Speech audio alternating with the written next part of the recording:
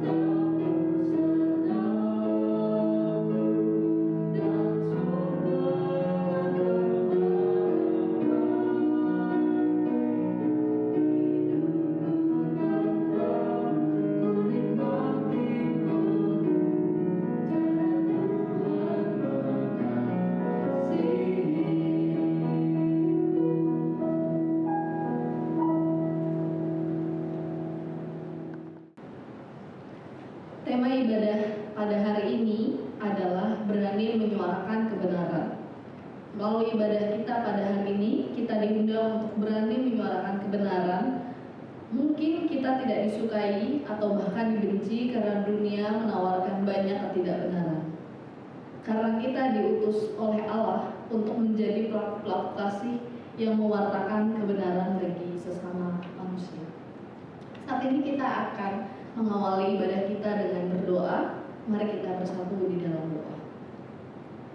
Ya Tuhan, kami mengucap syukur untuk kebaikan Tuhan yang masih boleh kami rasakan hingga hari ini ya Tuhan. Dengan berbagai kondisi yang ada, kami boleh terus menikmati kasih Tuhan. Tuhan, saat ini kami mau memulai ibadah komplek kami ya Tuhan. Kiranya Tuhan boleh pimpin kami untuk kami boleh menikmati ibadah pada hari ini dan boleh menikmati Allah dalam kehidupan kami. Ampunlah juga Tuhan untuk setiap dosa dan pelanggaran kami yang tak mengembukan ya Tuhan, yang membukakan hati Tuhan. Dan saat ini Tuhan boleh sertai ibadah kita pada hari ini ya Tuhan. Amin. Ketika kita belajar firman Tuhan melalui kitab suci, kita dapat mengetahui kebenaran firman Tuhan yang dapat kita hidupi setiap harinya.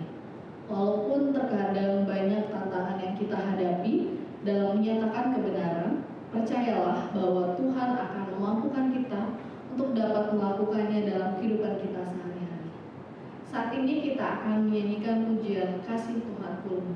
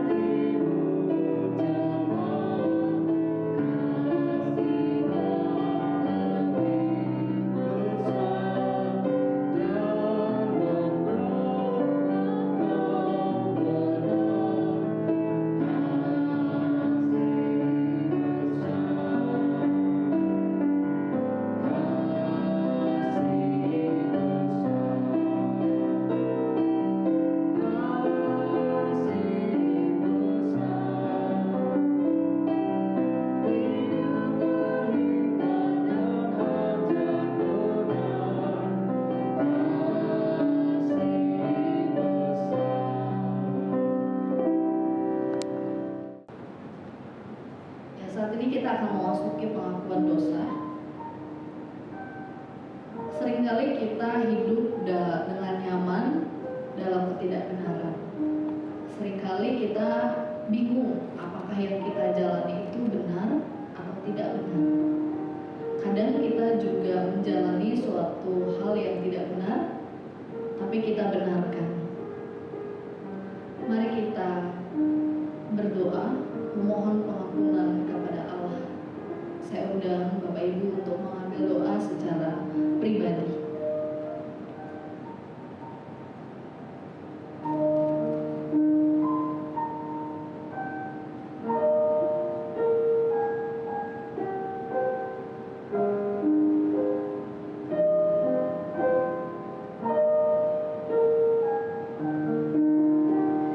Ya Tuhan, kami menyadari bahwa kami orang yang penuh dosa.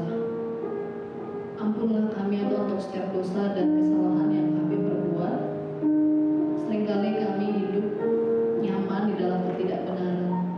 Seringkali kami membenarkan sesuatu yang tidak benar ya Tuhan. Ampunilah kami ya Tuhan. Tolong kami untuk menjadi anak-anak-Mu yang dengan tegas dan menjalani hidup dengan benar.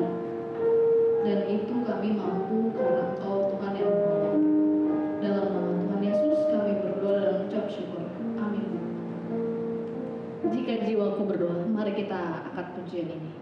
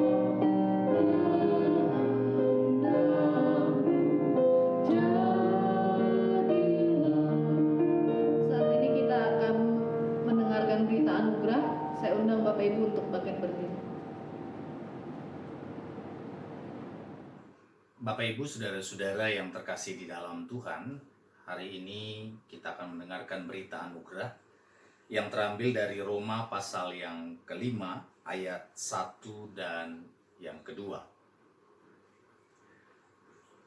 Roma 5 ayat 1 dan yang kedua. Sebab itu kita yang dibenarkan karena iman, kita hidup dalam damai sejahtera dengan Allah oleh karena Tuhan kita Yesus Kristus. Oleh Dia, kita juga beroleh jalan masuk oleh iman kepada kasih karunia ini. Di dalam kasih karunia ini, kita berdiri dan kita bermegah dalam pengharapan akan menerima kemuliaan Allah. Demikianlah berita anugerah dari Tuhan. Bapak Ibu masih tetap berdiri, kita angkat pujian Kidung yang Merdu di Hatiku.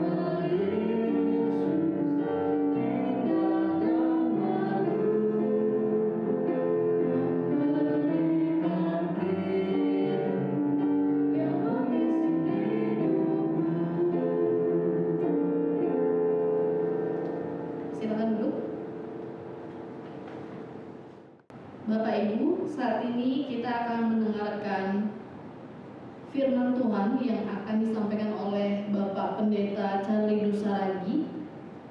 Mari kita siapkan hati kita untuk boleh menikmati berkat Tuhan, yaitu firman Tuhan.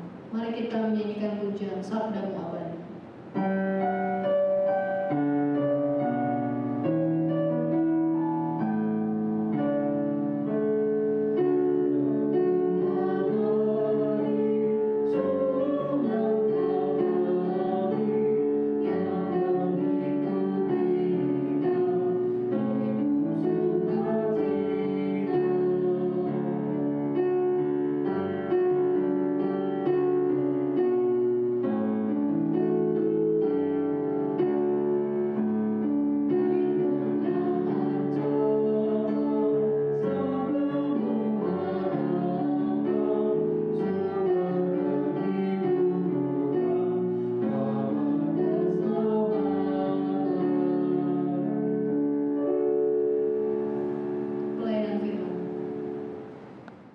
Bapak Ibu, saudara-saudara yang terkasih di dalam Tuhan, mari kita bersatu di dalam doa sebelum kita membaca dan merenungkan firman Tuhan. Mari kita berdoa.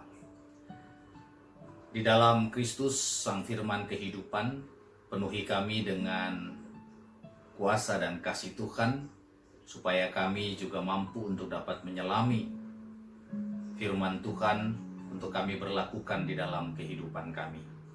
Kiranya senantiasa firman-Mu akan meneguhkan iman percaya kami dan juga menegur perilaku kami, supaya kami tetap hidup berkenan di hadapan Tuhan.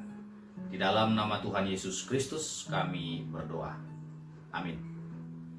Bapak Ibu, saudara-saudara, hari ini firman Tuhan yang akan kita bacakan terambil dari Kisah Para Rasul pasal yang ke-24 ayat 1 sampai dengan 27. Saya akan bacakan untuk kita semua Kisah Para Rasul 24 ayat 1 sampai dengan 27. 5 hari kemudian datanglah imam besar Ananias bersama-sama dengan beberapa orang tua-tua dan seorang pengacara bernama Tertulus. Mereka menghadap wali negeri dan menyampaikan dakwaan mereka terhadap Paulus. Paulus dipanggil menghadap dan Tertulus mulai mendakwa dia, katanya, "Felix yang mulia, oleh usahamu kami terus-menerus menikmati kesejahteraan, dan oleh kebijaksanaanmu banyak sekali perbaikan yang telah terlaksana untuk bangsa kami. Semuanya itu senantiasa dan di mana-mana kami sambut dengan sangat berterima kasih. Akan tetapi supaya jangan terlalu banyak menghabiskan waktumu, aku minta supaya engkau mendengarkan kami sebentar dengan kemurahan hatimu yang terkenal itu. Telah nyata kepada kami bahwa orang ini adalah penyakit sampar, seorang yang menimbulkan kekacauan di antara semua orang Yahudi di seluruh dunia yang beradab, dan bahwa ia adalah seorang tokoh dari sekte orang Nasrani. Malahan ia mencoba melanggar kekudusan bait Allah. Oleh karena itu, kami menangkap dia dan hendak menghakiminya menurut hukum Taurat kami. Tetapi kepala pasukan Lisias datang mencegahnya dan merebut dia dengan kekerasan dari tangan kami. Lalu menyuruh para pendakwa datang menghadap engkau. Jika engkau sendiri memeriksa dia, dapatlah engkau mengetahui segala sesuatu yang kami tuduhkan kepadanya. Dan juga orang-orang Yahudi menyokong dakwaan itu dengan mengatakan bahwa perkara itu sungguh demikian. Lalu wali negeri itu memberi isyarat kepada Paulus bahwa ia boleh berbicara, maka berkatalah Paulus, "Aku tahu bahwa sudah bertahun-tahun lamanya engkau menjadi hakim atas bangsa ini. Karena itu tanpa ragu-ragu aku membela perkaraku ini di hadapanmu. Engkau dapat memastikan bahwa tidak lebih dari 12 hari yang lalu aku datang ke Yerusalem untuk beribadah. Dan tidak pernah orang mendapati aku sedang bertengkar dengan seseorang atau mengadakan hura-hara baik di dalam bait Allah maupun di dalam rumah ibadat atau di tempat lain di kota. Dan mereka tidak dapat membuktikan kepadamu apa yang sekarang dituduhkan mereka kepada diriku. Tetapi aku mengakui kepadamu bahwa aku berbakti kepada Allah nenek moyang kami dengan menganut jalan Tuhan, yaitu jalan yang mereka sebut sekte. Aku percaya kepada segala sesuatu yang ada tertulis dalam hukum Taurat dan dalam kitab nabi-nabi. Aku menaruh pengharapan kepada Allah sama seperti mereka juga, bahwa akan ada kebangkitan semua orang mati, baik orang-orang yang benar maupun orang-orang yang tidak benar. Sebab itu aku senantiasa berusaha untuk hidup dengan hati nurani yang murni di hadapan Allah dan manusia. Dan setelah beberapa tahun lamanya aku datang kembali ke Yerusalem untuk membawa pemberian bagi bangsaku dan untuk mempersembahkan persembahan-persembahan. Sementara aku melakukan semuanya itu, beberapa orang Yahudi dari Asia mendapati aku di dalam bait Allah. Sesudah aku selesai mentahirkan diriku tanpa orang banyak dan tanpa keributan.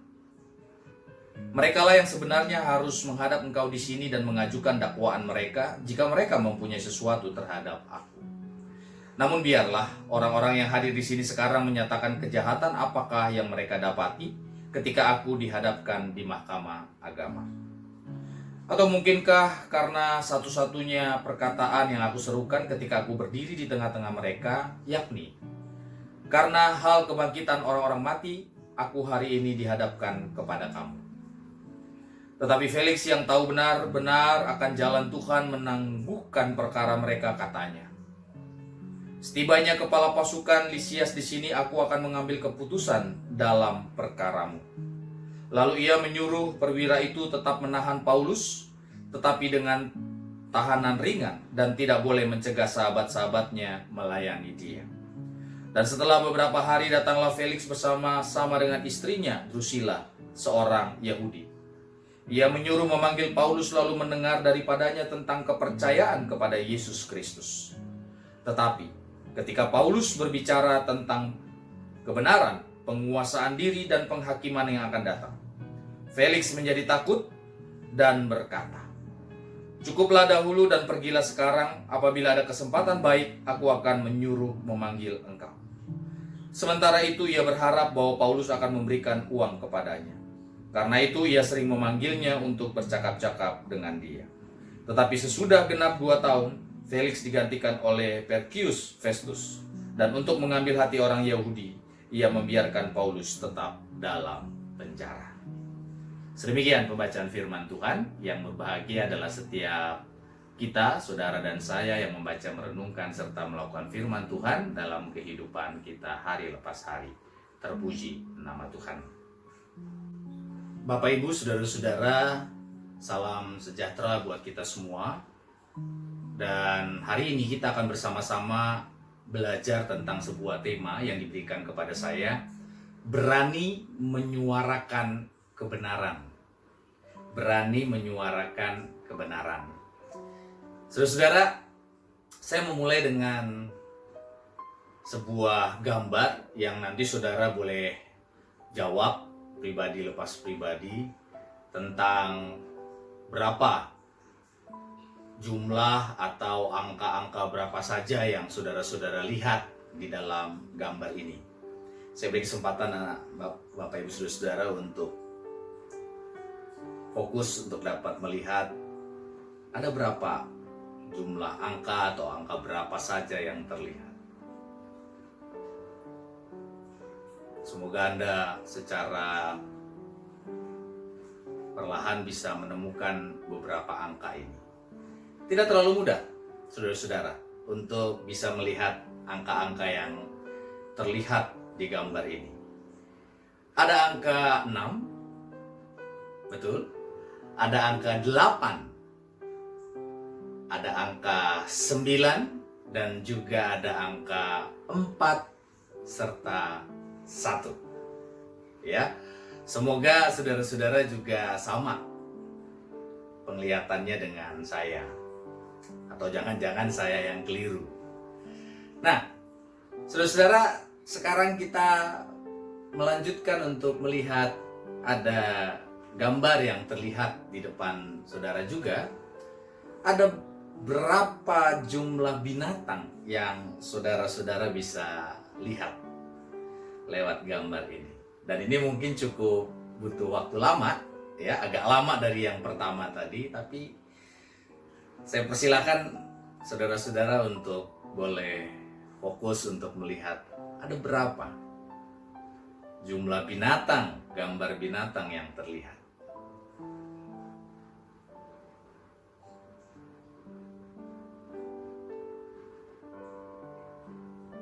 Ya, pelan-pelan saudara-saudara mulai teliti, jangan sampai ada gambar yang terlewat.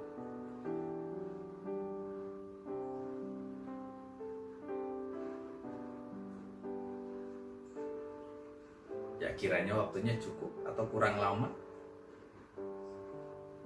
Lebih diperhatikan lagi, jangan sampai ada gambar binatang yang terlewat yang saudara-saudara harusnya bisa peka untuk melihatnya.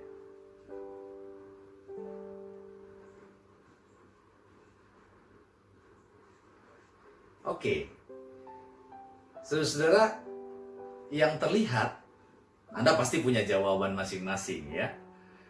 Tapi secara faktual yang terlihat jumlah gambar binatang yang ada di gambar di hadapan Anda adalah sejumlah 16 gambar binatang. Ya, mungkin Anda yang agak keliru tadi, coba memperhatikan lebih detail apa yang sudah terpapar di hadapan Anda sekalian, terlihat di hadapan sekalian. Nah, saudara, kenapa saya memulai dengan hal yang sederhana ini? Ketika kita berbicara tentang kebenaran, ada padanan kata yang juga sama, beriringan, seringkali ya berjalan paralel bersama dengan konsep kebenaran, yaitu pembenaran, saudara-saudara. Ya, jadi kalau kita mau perhatikan, ada pembenaran, ada kebenaran. Ya, sederhana saja sih. Kita lebih banyak melakukan dalam kehidupan kita sehari-hari ini lebih banyak pembenaran atau memang menyatakan kebenaran. Ya, entah dimanapun, baik di sekolah, dalam profesi kita, dengan naradidik, dengan juga rekan, sekerja, sepelayanan, bahkan juga di tengah keluarga. Mana yang lebih banyak kita nyatakan, pembenaran atau kebenaran? Dan mungkin lebih banyak kita tanpa sadar seringkali melakukan pembenaran, saudara-saudara. Dan ini menjadi hal yang sangat terlihat jelas di dalam kehidupan kita, ataupun juga ketika kita melihat orang lain, ya. Pembenaran versus kebenaran. Kalau kebenaran pasti adalah sesuatu yang sudah teruji, dan pembenaran adalah sesuatu yang belum teruji atau mungkin sedang dalam tahap pengujian. Kenapa, saudara-saudara? Karena tadi yang kita lihat, yang kita coba perlahan-lahan, ya mungkin gambar 1 agak lebih mudah daripada gambar nomor 2. Nomor 2, kita berbicaranya tentang, oke, saya lihat yang ini kok. Saya cuma lihat 10, saya cuma lihat 8, saya cuma lihat 12. Tetapi kebenaran yang ada adalah 16. Karena memang sudah dilakukan pengujian. Bahkan kalau kita menelusuri lebih dalam lagi, bahwa yang membuat gambar tersebut memang menyatakan 16 gambar. Nah, saudara-saudara, bukankah di dalam kehidupan kita sebagai orang-orang Kristen, bahwa kita sadar diri kita ini adalah orang-orang yang telah hidup di dalam kebenaran. Namun kenapa seringkali kita justru memperluas, bahkan kita melatih diri kita untuk dapat melakukan pembenaran-pembenaran. Terlebih lagi ketika kita tidak mau mengakui ketika kita salah. Kita mencoba mempunyai imajinasi alasan. Kita mencoba untuk membuat segala alibi yang mencoba berusaha mendekati kebenaran. Padahal sesungguhnya itu bukanlah kebenaran yang terjadi. Bukan secara faktual. Nah, saudara, ini yang menjadi sebuah kegelisahan di dalam kehidupan kita. Ketika kita berbicara tentang kebenaran, kita orang-orang Kristen kok sudah dibenarkan, sudah hidup di dalam kebenaran. Tetapi kenapa kita seringkali tidak mau menyatakan kebenaran? Karena ada faktor yang seringkali mengganggu diri kita, saudara. Mengganggu diri kita untuk tidak mau disalahkan, untuk mau selalu dianggap paling, ya baik paling benar, paling hebat, paling top, dan sebagainya.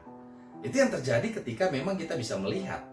Ketika ada orang tua yang punya anak dan kemudian dia melihat bahwa anaknya berantem berdua, ya berdua itu berantem, dan kemudian ayahnya itu mengatakan, hei, kenapa kalian? Ada apa ini? Dan kemudian dua anak itu, entah kakak dan adiknya itu, kemudian akhirnya mulai mencoba tuding-tudingan. Dia yang salah, dia yang ambil sepatuku. Enggak, aku tadi cuma mau pakai sepatu ini. Aku kan, dan sebagainya. Ada begitu banyak cara orang untuk membela diri. Jadi ketika berbicara tentang pembenaran adalah ketika dia berbicara tentang dirinya sendiri, egonya sendiri. Ketika berbicara kebenaran selalu berbicara tentang hal yang faktual, hal yang sebenarnya, bukan yang dibuat-buat. Nah, saudara-saudara, mungkin kita pernah mengalami itu. Entah kita waktu kecil, entah waktu kita sekolah, entah waktu kita misalnya di dalam pekerjaan sekarang, atau mungkin ingat waktu sekolah dulu ya, ketika guru bertanya, kenapa kamu tidak mengerjakan PR? Kita punya alasan, ya. Oh, kemarin rumahnya bocor, jadi harus sibuk dengan bantu orang tua dan sebagainya. Kenapa kamu tidak kumpulin tugas, kemarin saya sakit, dan sebagainya. Dan ketika pembenaran terjadi, yang dilakukan apa? Usaha untuk membenarkan pembenaran itu. Ya. Jadi ada usahanya. Contohnya apa? Usahanya bisa ngotot. Atau ketika kita tidak sakit tetapi kita bilang sakit, kita berusaha untuk mencari cara supaya kita dapat surat sakit dan sebagainya. Nah, saudara-saudara, di dalam pemahaman Alkitabiah, kita tahu bahwa tentang kebenaran ini ada dua istilah. Ada dua istilah. Yang pertama itu adalah aletheia. Ya. Itu berkaitan erat dengan keyakinan yang teguh, yang juga sering dikaitkan dengan iman. Dan kata yang kedua adalah dikaiosune. Dan ini merupakan pernyataan kebenaran yang berkaitan dengan ketaatan. Misalnya ketaatan pada hukum. Tentunya ada dengan hal-hal nilai moralitas, perilaku moralitas yang kuat. Nah, di dalam bacaan kita, saudara, konteks bacaan kita tentang Paulus ini berbicara tentang dua kata, yaitu keberanian dan kebenaran. Ada keberanian dan ada kebenaran. tentang keberanian Paulus untuk mempertahankan keyakinannya tentang kebenaran yang ia pahami. Kebenaran yang ia pahami adalah mutlak. Karena apa? Karena proses yang terjadi pada diri Paulus bukan hanya sekedar proses tahu, tetapi dia memahami dengan baik apa yang dia lakukan. Ya, bukan hanya sekedar tahu, tapi dia betul-betul memahami. Ya, banyak sekali ketika kita mungkin berbicara tentang kekristenan, hidup orang-orang Kristen, banyak orang tahu tentang Alkitab. Tetapi sedikit orang yang memahami tentang Alkitab itu sendiri. Karena apa? Orang yang tahu belum tentu melakukan, tetapi orang yang memahami dengan sadar dia melakukannya. Nah, saudara-saudara, dialog yang terjadi di dalam sidang pengadilan Paulus telah mengantarnya pada sisi penting hidupnya untuk terus-menerus mengungkapkan dan menyatakan kebenaran yang Allah hadirkan bagi hidupnya. Ini luar biasa, saudara-saudara. Ya, jadi pergumulan yang ternyata bukan pergumulan relasi manusia untuk membentuk rasa percaya, saling percaya, trust. Tapi dia berbicara tentang truth, kebenaran itu sendiri. Setelah dipindahkan ke Kaisarea, Paulus kembali harus berhadapan dengan mahkamah agama yang dibela oleh seorang pengacara. Nah, pengacara bayaran itu kan selalu memuji-muji Felix ya kalau kita baca tadi, sebagai seorang yang bijak, sebagai orang yang baik, murah hati gitu ya. Tadi kan memang ditunjukkan lewat kata-kata itu. Pujian itu bertujuan untuk apa? Agar Felix merasa tersanjung dan akhirnya mengambil keputusan yang menguntungkan mereka. Tujuan itu pun tercapai karena sang pengacara melancarkan 3 tuduhan palsu bahwa Paulus telah membahayakan banyak orang melalui ajaran-ajarannya. Yang kedua, menimbulkan kekacauan di mana-mana. Dan yang ketiga, melanggar kekudusan bait suci. Nah, saudara-saudara, 3 tuduhan tersebut dibantah kan satu persatu oleh Paulus. Kalau kita tadi melihat di ayat 11 sampai dengan 20.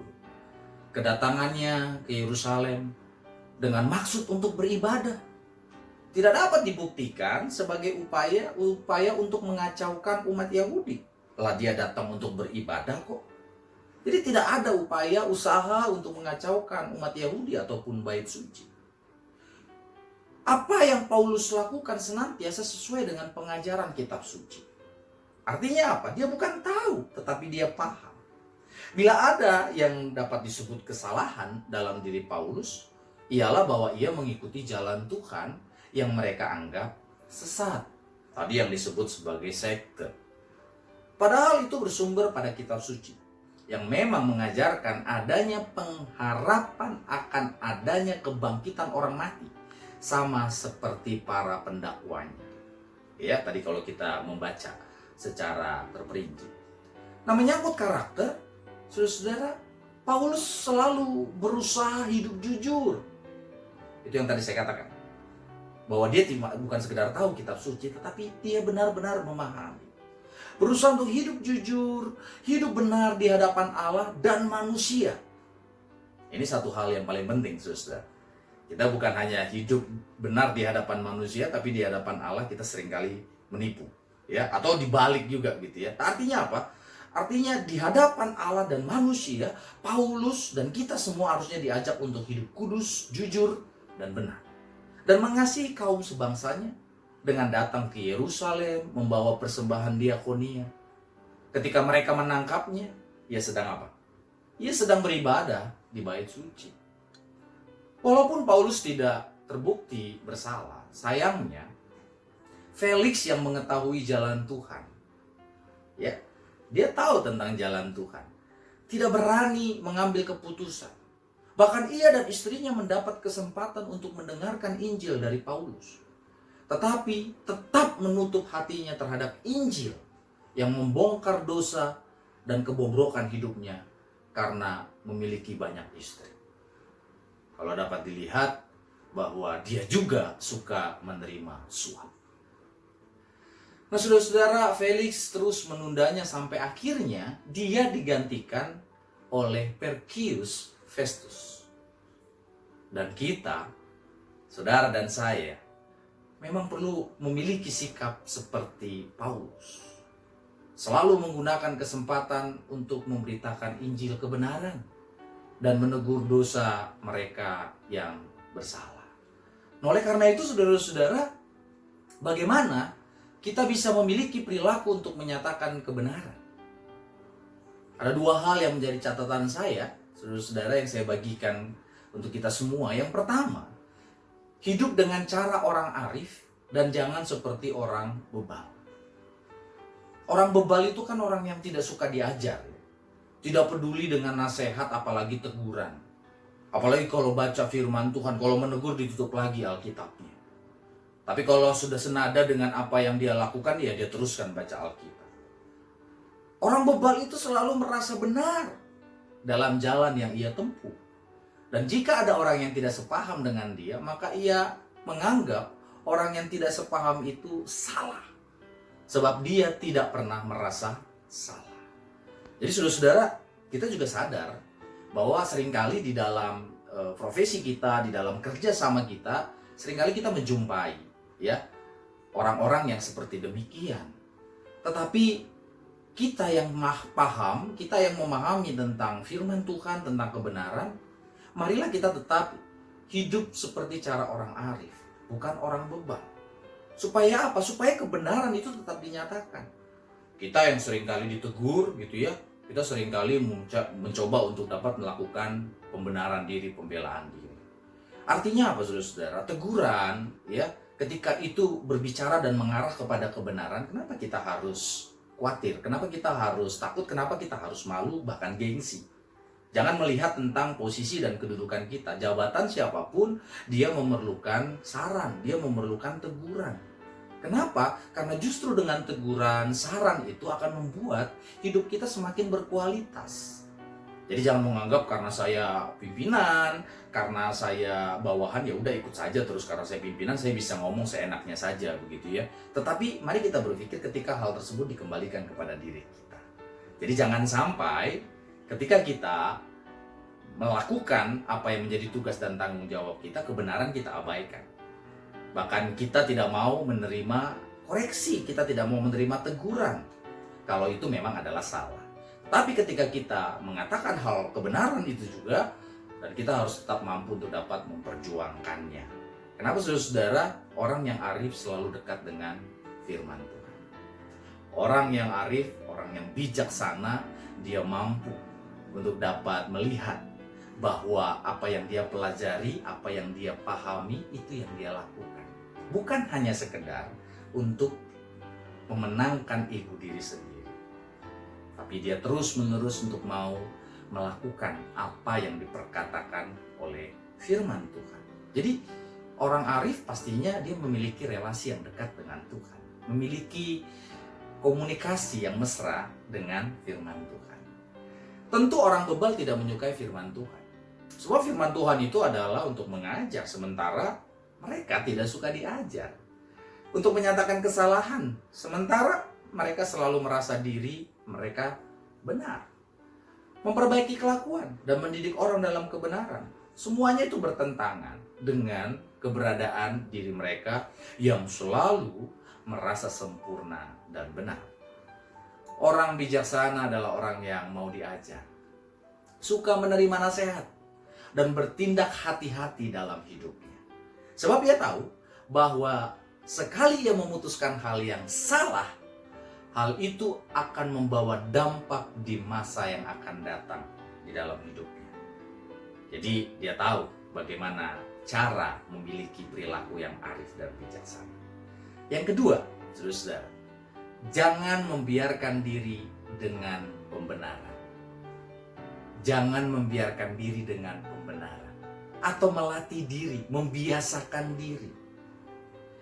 Pembenaran hanya untuk mencari selamat sendiri, namun tidak menunjukkan buah yang diimani dan dipelajari oleh atau dari Kristus. Jadi Paulus bukan untuk menyelamatkan dirinya sendiri, tidak. Tetapi dia ingin menunjukkan kebenaran di dalam Kristus yang dia pahami, yang dia selama ini pelajari, untuk dapat juga kebenaran itu bisa dikenal oleh orang lain.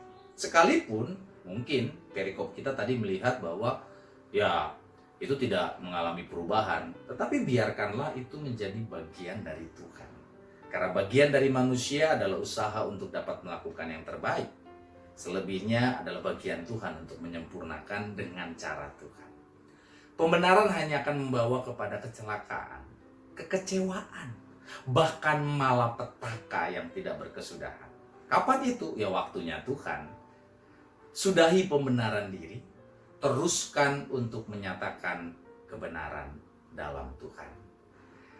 Nah, saudara-saudara, saya mengajak kita untuk dapat melihat, menyaksikan cuplikan video ini untuk dapat memahami sedikitnya dalam sikap kita untuk terus mau menyuarakan kebenaran-kebenaran yang tentunya dengan dasar dari firman Tuhan.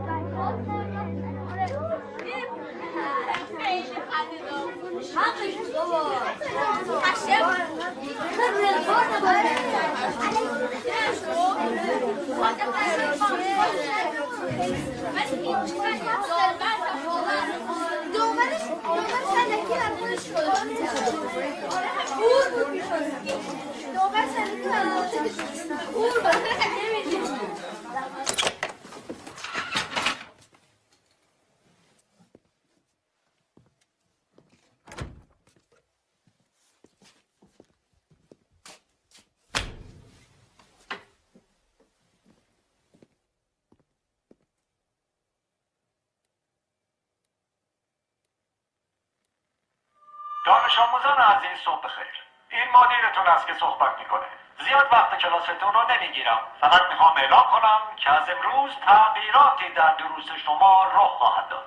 معلمین گرامی این تغییرات رو به توجهتان میرسانند. درخواست من از همه شما عزیزان این است که با هوشیاری آموزش‌های معلم خود را آویزه گوش کنید. مطمئن هستم که شما هم برای خود و هم برای کل مدرسه افتخار آفرین خواهید بود. با تشکر.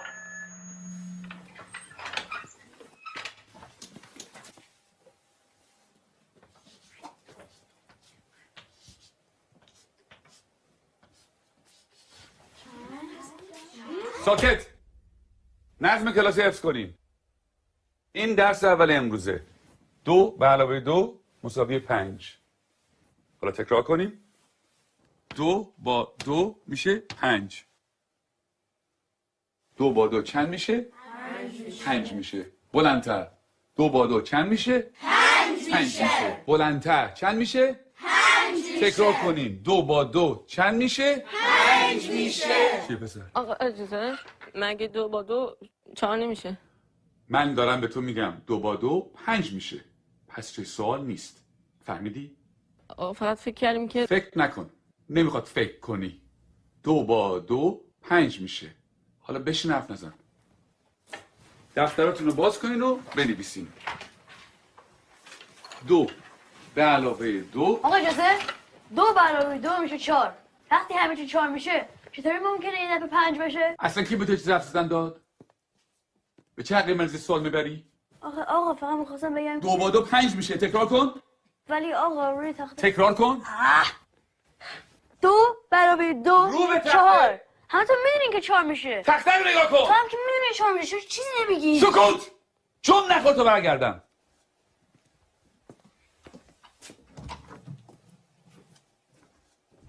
چکشه بابا. میخوای همون تو در سر بندازی. خیلی افهمش کردم یا پدرشو در میاره.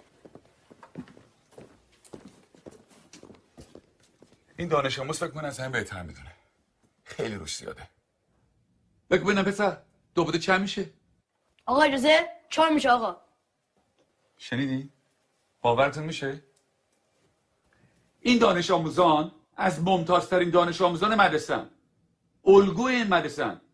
یه ذره از اینا یاد بگیریم. بگیم اینا. دو با دو چند میشه؟ آقا اجازه 5 میشه آقا. آفرین. بیا اینجا پسر.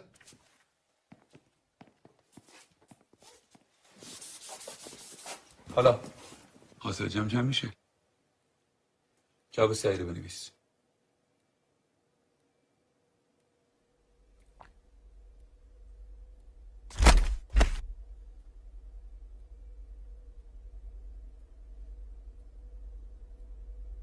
این آخرین فرصته.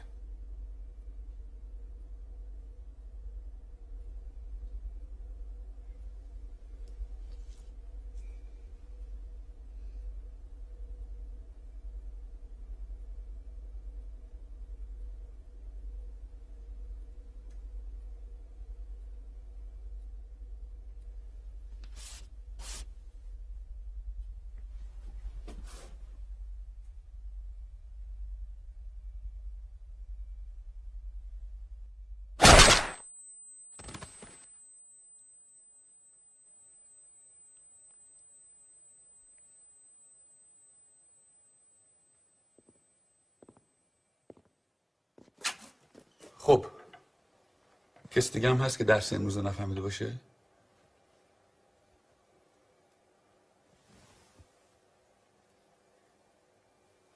نگاه کن.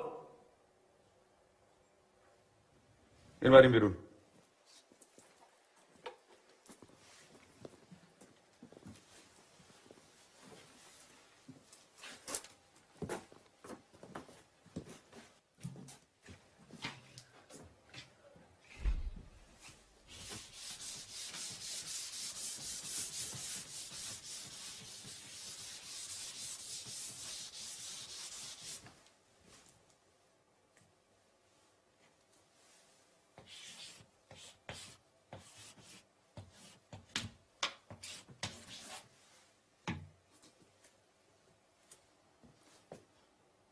دفتراتون رو باز کنه بنویسین. 2 به علاوه 2 مساوی 5. همینطور که می‌نویسین تکرار کنین. 2 با 2 چند میشه؟ 5 میشه. چند میشه؟ 5 میشه. بلندتر چند میشه؟ 5 میشه. بلندتر چند میشه؟ 5 میشه. بلندتر چند میشه؟ 5 میشه. چند میشه؟ 5 میشه. 2 با 2 5 میشه. تکرار.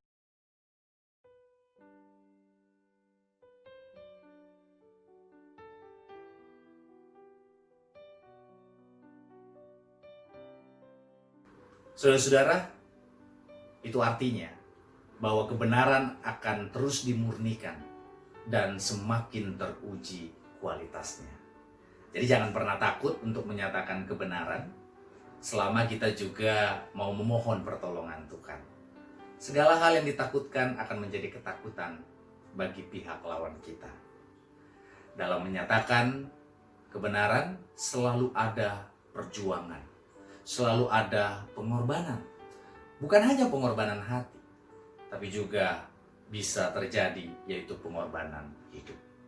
Oleh karena itu saudara-saudaraku, ketika kita tahu kebenaran itu seperti apa, kebenaran itu kita pahami, oleh karena itu lakukan. Nyatakan tanpa rasa takut kepada manusia. Takutlah akan Tuhan. Jangan terlena dengan ketakutan untuk mengatakan dan menyatakan kebenaran Tuhan. Tuhan Yesus memberkati kita semua. Amin. Mari kita berdoa. Tuhan Yesus, terima kasih kami boleh belajar dari Paulus bagaimana kami harus mampu menyuarakan kebenaran di tengah-tengah kehidupan kami sebagai para guru. Kami seringkali menganggap bahwa diri kami paling pandai. Kiranya kami boleh dikoreksi dengan bagian firman Tuhan. Supaya ketika kami pun sadar bahwa kami salah, kami pun berani untuk mengakuinya. Dan kami tidak menganggap bahwa kami takut kehilangan gengsi, kami takut malu. Tetapi ketika itu semua terjadi, kami berproses bersama dengan Tuhan. Supaya kelak waktu yang akan kami dapatkan, kami jalani, kami semakin mengerti bagaimana hidup di dalam kebenaran Kristus. Dan di dalam keluarga kami juga tetap mampu untuk dapat menyatakan kebenaran kepada anggota keluarga kami, baik kepada anak-anak ataupun pasangan kami, ataupun juga kepada orang tua kami, supaya kami pun mampu untuk dapat terus menyatakan kebenaran yang dari Tuhan di dalam perilaku, bahkan juga perkataan kami serta pikiran kami. Di dalam pekerjaan kami pun, di sekolah kami juga mampu untuk dapat saling melihat, bukan karena kami sudah memiliki mindset yang negatif terhadap seseorang, tetapi kami ingin melihat kebenaran yang harus dijunjung tinggi, supaya kebenaran itu memiliki nilai yang utama dibandingkan dengan sikap-sikap kami yang seringkali melakukan pembenaran diri. Terima kasih Tuhan untuk firman-Mu, segala sesuatu penuh dengan keterbatasan, baik kata dan juga pikiran kami. Kiranya kuasa-Mu boleh menyempurnakan itu semua. Di dalam nama Tuhan Yesus Kristus kami berdoa. Amin. Puji Tuhan, kita sudah mendengarkan firman pada hari ini. Kita belajar bahwa mengalami perubahan hidup hanya bisa kita alami jika Yesus ada di dalam hati kita. Mari kita mengangkat pujian perubahan besar sebagai nyanyian respon kita dengan bangkit berdiri.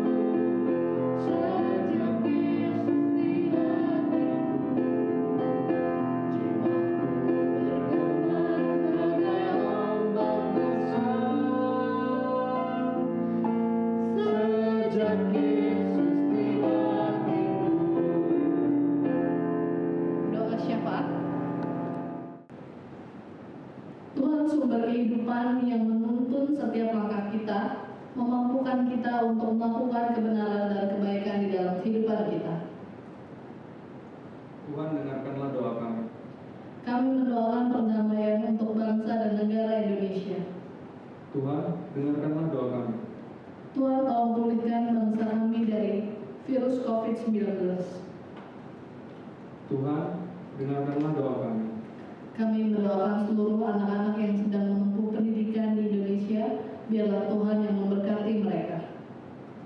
Tuhan, dengarkanlah doa kami. Kami mendoakan seluruh anak-anak yang sedang dalam ketakutan menghadapi masa depannya. Tuhan, dengarkanlah doa kami. Tuhan, kuatkan dan memampukan kita agar dapat menjadi berkat dan pelaku perdamaian bagi sesama kami. Amin.